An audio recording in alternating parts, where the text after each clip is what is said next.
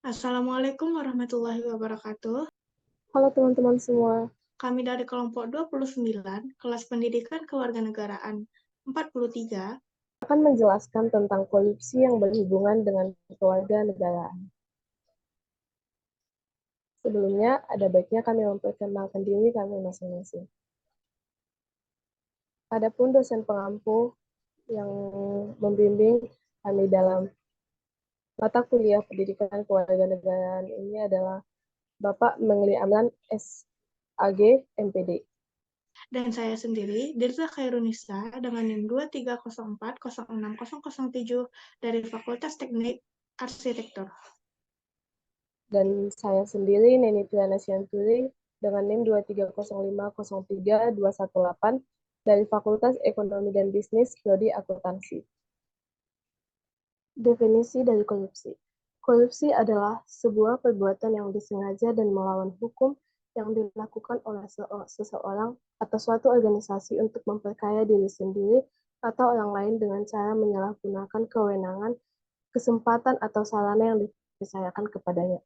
Praktik ini mencakup berbagai tindakan seperti penyuapan, penggelapan, nepotisme, dan pemerasan. Selanjutnya ada faktor penyebab korupsi. Faktor penyebab korupsi terdiri dari dua faktor, yaitu faktor internal dan faktor eksternal. Faktor internal dapat berupa moral yang lemah, yaitu kurangnya nilai-nilai etika dan integritas pada diri individu sehingga mudah tergoda untuk melakukan tindakan korupsi demi keuntungan pribadi. Selanjutnya ada gaya hidup konsumtif. Keinginan untuk hidup mewah dan melebihi kemampuan finansial mendorong individu untuk mencari penghasilan tambahan melalui cara yang tidak sah, seperti korupsi. Lalu, keserakahan. Sifat tamak dan rakus yang tidak terkendali mendorong individu untuk terus mencari keuntungan tanpa mempedulikan konsekuensi dan kerugian bagi orang lain. Lalu, ada lemahnya kontrol diri. Kurangnya kemampuan untuk mengendalikan diri sendiri dari hawa nafsu sehingga mudah tergiur untuk melakukan tindakan korupsi yang dirasa menguntungkan. Yang terakhir, kurangnya kepuasan terhadap gaji. Penghasilan yang tidak memadai atau tidak sesuai dengan ekspektasi dapat mendorong individu untuk mencari penghasilan tambahan melalui korupsi. Selanjutnya ada faktor eksternal. Dapat berupa sistem yang lemah, yaitu kurangnya transparansi dan akuntabilitas dalam sistem pemerintahan, pengelolaan keuangan, dan pengadaan barang dan jasa, dapat menciptakan celah bagi terjadinya korupsi. Lalu, kurangnya pengawasan. Lemahnya pengawasan dari internal organisasi maupun pihak eksternal membuka peluang bagi individu untuk melakukan korupsi tanpa terdeteksi. Selanjutnya, kurang tegasnya penegakan hukum. Penegakan hukum yang lemah dan tidak konsisten terhadap pelaku korupsi membuat mereka merasa aman dan tidak takut untuk melakukan tindakan korupsi. Selanjutnya, keterlibatan politik. Intervensi politik dalam proses hukum, tender, dan kebijakan publik dapat membuka peluang bagi korupsi dan praktik nepotisme. Lalu, ketimpangan pendapatan. Kesenjangan yang besar antara kaya dan miskin dapat mendorong individu dari kelompok miskin untuk melakukan korupsi demi mendapatkan keuntungan dan meningkatkan taraf hidup. Yang terakhir, ada sistem ekonomi yang lemah. Sistem ekonomi yang tidak sehat dan kurang terkendali dapat membuka peluang bagi korupsi seperti suap, penyuapan, dan manipulasi pasar. Hubungan korupsi dengan kewarganegaraan. Kewarganegaraan mencakup hak dan kewajiban individu dalam sebuah negara. Namun, korupsi dapat merusak hubungan antara warga negara dan pemerintah dengan berbagai cara. Yang pertama, erosi kepercayaan. Korupsi di kalangan pejabat publik menurunkan kepercayaan warga negara terhadap institusi pemerintah. Warga merasa bahwa pejabat yang seharusnya mereka melayani mereka malah menyalahgunakan wewenang. Partisipasi dalam kepatuhan terhadap kebijakan publik cenderung menurun. Yang kedua, ketidakadilan sosial.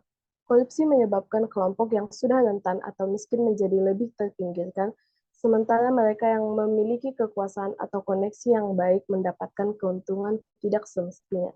Dan yang ketiga, ada pengabaian kewajiban sipil. Ketika warga melihat bahwa korupsi merajalela dan hukuman bagi pelaku korupsi tidak ditegaskan dengan tegas, Mereka mungkin merasa bahwa upaya mereka untuk berkontribusi secara positif kepada masyarakat ini sia-sia. Ini bisa mengarah pada penurunan kepatuhan terhadap pajak dan partisipasi dalam proses demokrasi. Selanjutnya, ada kasus dan contoh nyata terjadinya korupsi di Indonesia. Yang pertama, korupsi pengadaan pesawat oleh PT Garuda Indonesia tahun 2011 sampai 2021. Kerugian negara yang ditimbulkan akibat kasus tersebut mencapai 8,8 triliun. Kasus korupsi dengan nilai kerugian negara terbesar selanjutnya adalah perkara rasuah kondensat yang melibatkan PT TPPI. Dalam kasus itu, negara disebut mengalami kerugian mencapai 2,7 miliar dolar Amerika Serikat atau setara dengan 37,8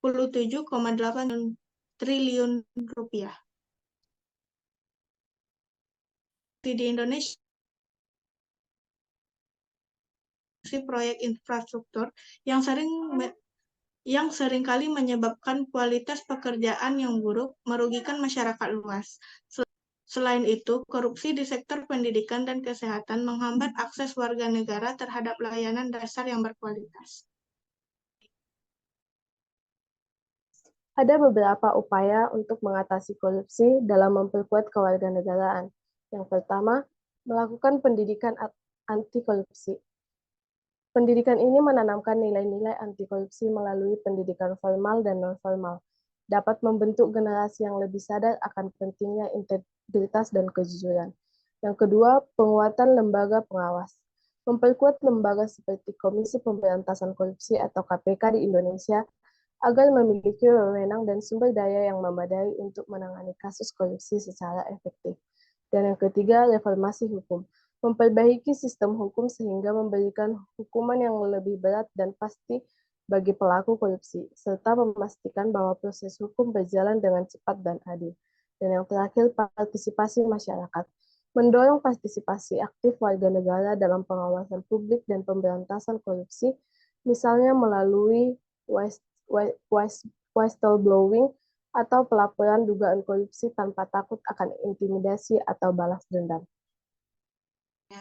Dari pemaparan materi sebelumnya, dapat kita ambil kesimpulan bahwa korupsi memiliki dampak luas yang merusak hubungan antara warga negara dan pemerintah, serta melemahkan fondasi kewarganegaraan yang sehat. Oleh karena itu, upaya pemberantas korupsi harus menjadi prioritas nasional yang melibatkan semua pihak, dari pemerintah hingga masyarakat sipil.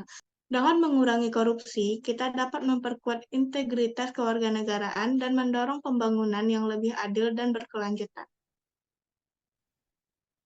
Baik, sekian dari kami. Mohon maaf jika ada kesalahan. Terima kasih telah menyaksikan. Assalamualaikum warahmatullahi wabarakatuh.